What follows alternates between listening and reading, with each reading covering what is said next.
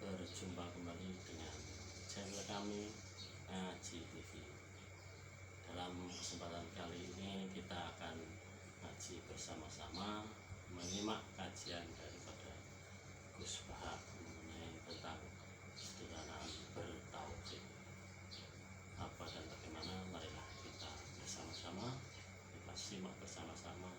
Semoga kajian ini bisa menambah ilmu dan pengetahuan kita mengenai ajaran agama Islam. Tidak perlu berlama-lama, marilah kita simak saja pengajiannya. Bismillahirrahmanirrahim. Assalamualaikum warahmatullahi wabarakatuh. Alhamdulillah, salatu wassalamu ala rasulillah wa ala alihi wa sahbihi wa mawalah, amma ba'd. Yang sama-sama kita hormati Bapak Kiai Haji Bahaudin Nur Salim atau Gus Baha, Habib Hussein, Habib Ali, Bapak Ibu sekalian, rahimakumullah. Pertama-tama atas nama Pusat Studi Al-Quran, atas nama Cari Ustadz.id, atas nama Pesantren Baitul Quran, tentu kita mengucapkan terima kasih atas perkenan Gus Baha yang untuk kesekian kalinya membersamai kita semuanya. Mudah-mudahan ini menjadi berkah untuk kita semuanya. Kemudian yang kedua juga menyampaikan ucapan terima kasih kepada Bapak Ibu yang telah berkenan hadir. Sebetulnya tadi Gus Baha sudah menyampaikan ingin ngaji biasa aja seperti biasa dengan santri, tapi kemudian ternyata dibajak. Nah, karena yang baca Habib Hussein, maka nggak berani nolak juga beliau, kira-kira gitu. Terakhir nanti kita mungkin akan ada sesi tanya jawab, kita berikan beberapa kesempatan, mohon dipersiapkan. Tiga maksimal tiga. Maksimal beliau udah pesan 2 gitu. Nah itu nanti insya Allah kita beri waktunya dan kita akan sampai kajian kita akan sampai kurang lebih jam 8.00.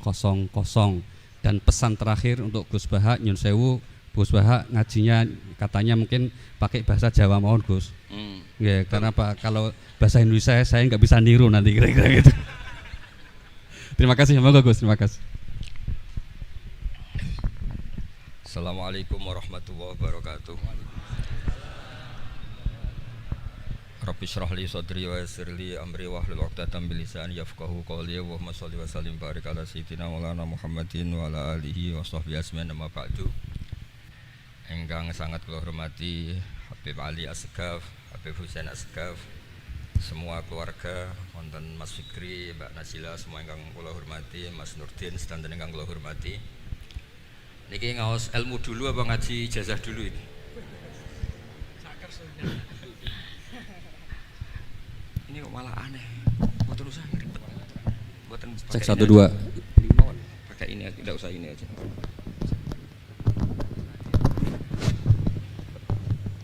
Gampang mana? Ini jelas. Nah.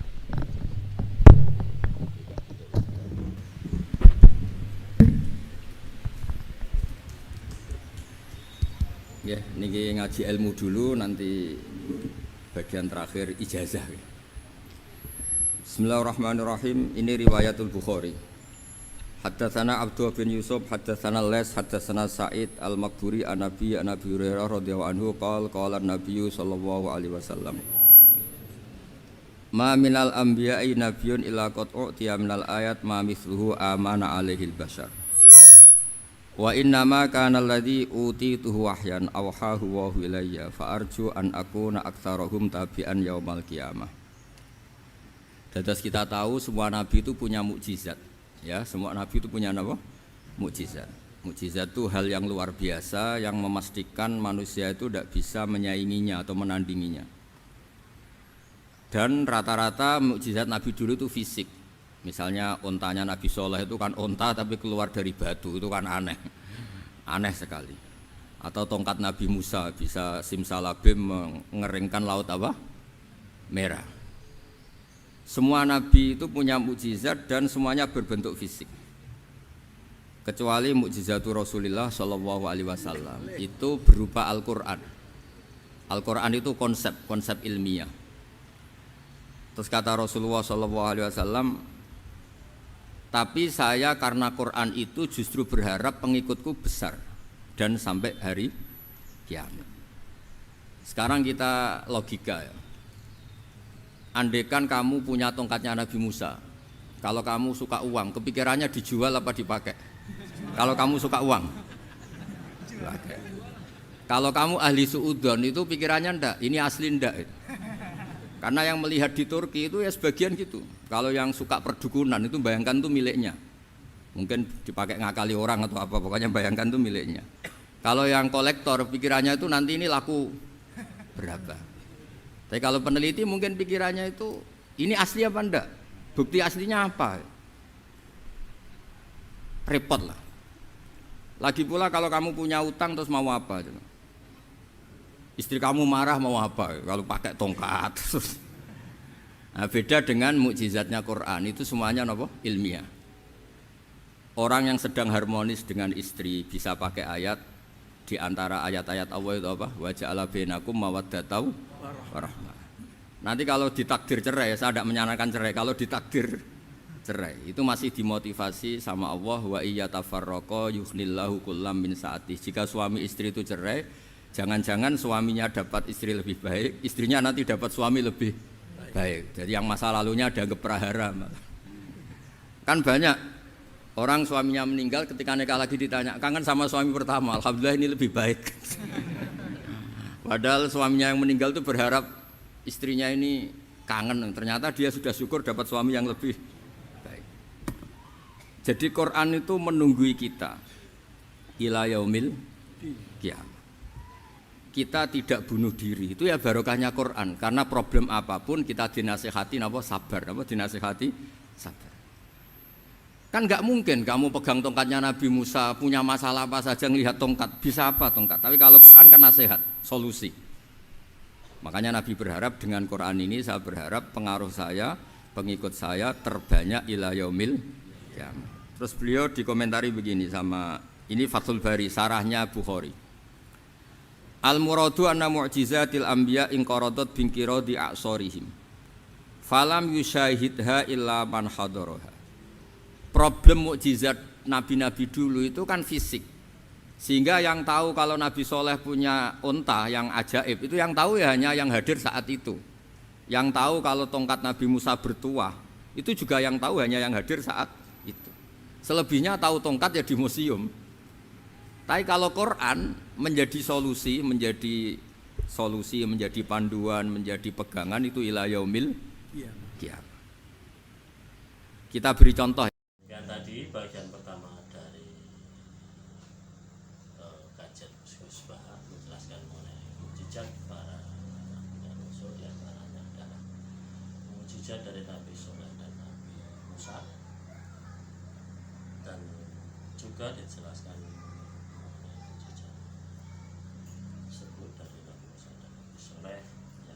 lebih bersifat fisik, sedangkan mukjizat dari Muhammad SAW dalam sejarah Al-Quran lebih bersifat ilmiah dan bisa menjadi panduan ataupun solusi kehidupan hingga demikian. Marilah selanjutnya kita simak lagi kajian dari beliau untuk selanjutnya. Panduan yang paling gampang misalnya begini. Dulu ini cerita ya. Dulu itu ada orang kafir cerdas namanya Jubair bin Mut'im. Itu saking pinternya dia, pinter juga tokoh. Itu sebagai delegasi pembebasan Asra Badrin. Jadi tawanan-tawanan perang Badar itu mulai dulu ya ada negosiasi mau dibebaskan. Terus orang-orang kafir ini menugaskan namanya Jubair bin siapa? Mut'im. Ini ada di Bukhari. Karena ini ngaji di Jakarta. Kalau orang nggak tahu hadis juga tanya ini sahih ndak itu. Wong nggak tahu kok tanya itu, wah aneh-aneh. Padahal kalau dibodoni itu ya nggak tahu. Tapi ya tetap tanya, hadisnya ini sahih ndak? Ini kata kiai apa kata nabi ini ya Riben. Memangnya kata nabi kamu dengar kan ya lewat kiai. Memang. Setelah itu Jubair itu datang ke Madinah. Dengerin ya, datang ke mana? Madinah. Kemudian dengar Nabi baca Wattur pas sholat maghrib. Jubair karena Nabi dulu gak ada hotel, gak ada pondok ya. Pondoknya Nabi hanya sufah itu. Nabi baca maghrib, bukan diskusi, bukan debat, baca Wattur wa kitabim mastur fi raqim mansur wal baitil ma'mur was saqfil marfu wal bakhril masjur terus. Kemudian sampai pada titik ayat am khuliqu min ghairi syai'in. Masa manusia atau alam raya yang maujudat, yang nyata, yang wujud nyata. Kemudian asal usulnya itu ketiadaan. Ini kan hadhil alam maujud, alam ini kan nyata. Masa sesuatu yang nyata penciptanya itu tidak nyata. Jadi nggak mungkin ada faham nihilisme. Kalau faham nihilisme berarti melahirkan teori begini. Al adamu yakhluqu maujudan, sesuatu yang tidak ada menciptakan yang itu kan akal nggak bisa nerima. Kalau sesuatu ini ada, penciptanya pasti ada. Terus akhirnya Jubair bin Mut'im itu simpuh di depan Rasulullah terus bilang, ya Muhammad kada qalbi ayatir, hampir saja hati saya terbang. Kalau riwayatnya Imam Ahmad, faka'an nama sudi qalbi, hati saya ini hancur. Semua teori yang saya bawa untuk ngelawan kamu sekarang luluh semua, hancur semua. Yang benar adalah teori Anda bahwa Tuhan itu satu dan Tuhan itu ada sebelum semua makhluk. Coba kalau Nabi Muhammad ada Jubair bin Mut'im terus menyembunyikan tongkat dekat mihrab, terus dilihat ini apa, paling pikirannya ini dari kayu apa. Terus yang bentuk tongkat itu tukang pemahatnya siapa? Kok kurang keren, kalau di Blitar gimana ya? Kan malah panjang. Kira-kira kalau mukjizat itu dari tongkat itu malah panjang. Panjang lah pokoknya, panjang. Lagi pula kamu coba kan nggak ngarah mandi, itu yang mandi kan nabinya bukan tongkatnya. Coba tongkatnya Nabi Musa coba anak-anak beki itu. Dipakai mukul kucing aja tidak mesti mati itu. Jadi nggak jelas mukjizat-mukjizat seperti itu nggak. Tapi kalau Quran menunggui sampai saking hebatnya Quran, teori rasionalitas, soal kampanye di mana-mana, tingkat validitas, tingkat kebenaran Quran itu bahkan bisa diuji tanpa membuktikan, tanpa apa? Membuktikan. Cukup pakai akal. Saya tidak bosan-bosan cerita ini karena ini khazanah kita. Di kitab Nailul Ma'mul itu, di kitab usul fikih, saya berkali-kali cerita ini karena ini untuk menunjukkan bahwa Quran itu liqaumi ya'qilun, liqaumi yatafakkarun. Ada seorang kiai, seorang ustadz, kiai dulu itu ya memang orang soleh, alim terus jadi kiai. Kalau kiai sekarang tuh macam-macam, nganggur terus ingin jadi kiai, terus daftar gitu. Ada lowongan di yayasan masuk ingin jadi ustadz karena dengar ada gajinya. Dulu tidak ada seperti itu, tidak ada. Makanya dulu itu kalau ustadz kiai pasti soleh karena dia alim terus ingin orang lain tuh mendapat ilmunya. Kalau sekarang nggak ada yayasan sehat, guru gajinya sekian, yang nggak ingin jadi ustadz tuh daftar karena ada gaji. Apalagi ada kabar, ada gaji, ada mes, ada wah yang daftar banyak. Tapi mentalnya ada kiai sebetulnya. Ya kalau sampean tanya itu baik enggak Gus? Ya setengah baik. Ya maksudnya setengah baik ya ada baiknya lah, namanya profesi ngajar itu kan baik.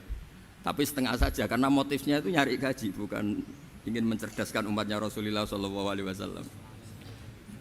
Itu Imam Amudi itu guru matematika. Saya enggak bosan-bosan cerita ini, guru matematika. Muridnya sampai takut, ini masuk surga ndak? Kiai kok enggak ngajarin istighosa atau tahlil, malah ngajarin apa? Matematika. Beliau meninggal terus muridnya tanya, "Ma fa'alallahu bik?" Kira-kira gitu. Apa yang dilakukan Allah? Allah nyambut Anda gimana gitu.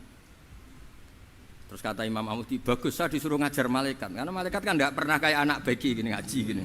Malaikat tuh enggak pernah ngaji, dia iman saja karena tahu surga, tahu neraka terus iman gitu aja. Jadi imannya malaikat tuh enggak keren kita. Imannya loh. Loh itu yang ngendikan Nabi loh, tidak saya. Nabi pernah tanya sama sahabat, iman yang paling keren siapa? Jawabannya sahabat malaikat. Ya enggak karuan malaikat iman. Dia yang tahu surga neraka, tahu segalanya, masa ada enggak iman? Ya pasti iman lah katanya. Terus ya para sahabat engkau iman ya wajar kan menangi saya, nemuin saya. Yang hebat itu orang-orang yang tidak melihat saya, tidak saya didik tapi tetap iman. Karena dididik akal, ya tadi dididik Quran, apa dididik Quran. Sama siapa? Teks bahasa Arabnya masa enggak? Terus Imam Amudi kata Allah, suruh dia ngajarin para malaikat cara menemukan saya. Malaikat dikumpulin terus Imam Amudi disuruh ngajar. Saya masih ingat kata-katanya Allah di mimpi itu. Istadilla ala wahdaniyati bihadrati malaikati. Tolong ajarkan cara menemukan saya padahal Anda ini manusia yang tidak melihat saya. Anda di Jakarta kan hanya gedung-gedung. Paling jadi khayal terus nikmat lah, Anda ikut punya tapi ikut nikmati. Itu orang desa-desa kalau ke Jakarta itu pokrol. Wah, di Jakarta itu gedungnya tinggi-tinggi, tidak kayak kampung sini. Lo udah ikut punya, ikut bangga. Di Jakarta orangnya cantik-cantik, tidak kayak orang sini. Padahal dia ya tidak dapat orang cantik gitu. Jadi Allah itu saking pinternya, miskin-miskin ya bisa berkhayal dan bahagia. Nah, itu alhamdulillah betul. Akhirnya itu apa ini anak-anak begini saya tak niati ngajar standar anak-anak akademik. Terus pertama yang diajarkan hanya bilang gini, sama siapa teksnya? Ya malaikat wahi para malaikat. Terus beliau bilang, nisbatus naini wassalasah ila mala nihayata lahu nisbatul far'i ilal asli. Angka itu jumlahnya berapapun 2, 3 sampai triliunan. Semuanya itu nisbatul far'i ilal asli. Binisbat ilal wahid nisbatul far'i ilal asli. Angka 2 ya cabangnya 1, 3 ya cabangnya 1, 1 triliun ya cabangnya 1. Tetap yang asal usul adalah angka 1. Itu nangis semua malaikat. Cara Jawa itu mandekman kowe iman kaya imanku. Makanya imannya ummatu Rasulullah sallallahu alaihi wasallam itu PD-nya yakinnya kayak imannya malaikat. Kalau Tuhan itu 1. Karena angka enggak bisa dimulai kecuali dengan angka 1. Makanya nisbatus naini wassalasah ila mala nihayatalahu iku nisbatul far'i ilal asli. Semuanya itu nisbatnya cabang ke induk. Berarti semua alam raya ini tetap asal usulnya 1, yaitu qul huwallahu ahad. Nah, itu namanya akal. Umatnya Rasulullah itu ditinggali mukjizat akal lewat panduan Quran sehingga meskipun kita tidak menangi Rasulullah, tidak menangi sahabat, kita tidak tahu malaikat Jibril, tapi cara iman kita ini tidak kalah keren. Yakin hakul yakin. Terus kedua, gambar. Kamu gambar rumah, gambar hewan, gambar apa saja, mesti dimulai 1 titik. Entah gambar kamu bagus, entah jelek, tetap dimulai 1 titik. Nah, titik ini namanya nuqtatul wujud. Semua alam raya dimulai dari 1 titik, yaitu nuqtatil wujud. Makanya Quran dimulai bismillah, dan bismillah itu dipilih sama Allah pakai pertama ba itu ada titik. Itu kata semua ulama. Itu titik itu singkatan dari bi kana makana wa bi yakunu mayakun. Karena saya semuanya ada. Bi itu karena saya. Jadi makanya santri-santri beki tidak usah bayangkan kamu jadi wali terus bisa terbang ke Mekah, tidak usah. Kalau terbang ke Mekah ya sudah umroh aja bayar. Kalau enggak ya maklaran KBIH atau apa. Pokoknya cari gratis itu. Ya gratis kan, dapat orang 10 gratis 1. Terus orang enggak umroh-umroh